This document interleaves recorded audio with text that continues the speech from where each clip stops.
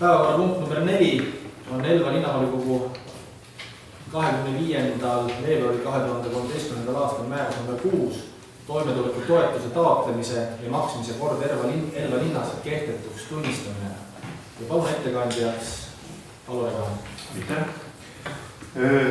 Teile juba mainitud korra me palume tunnistada kehtetuks seoses sellega, et alates käesolevast aastast on esiteks seadusandlus natuke, sotsiaalhoolekande seadus on muutunud ja on täpsustunud siis ka rohkem toimetuleku toetuse regulatsioon seaduses.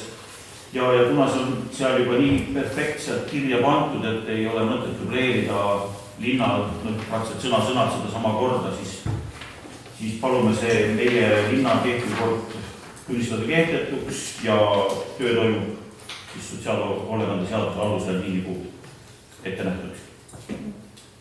Aitäh. Kas on küsimusi? Küsimusi ei ole. Paneme nimetatud päevakorrapunkti hääletusele. Kes on selle poolt, et Elva linnavolikogu määrus number 6 toimetuleku toetuse taotlemise ja maksmise kord Elva linnas kehtetuks tunnistada? Palun anda käega.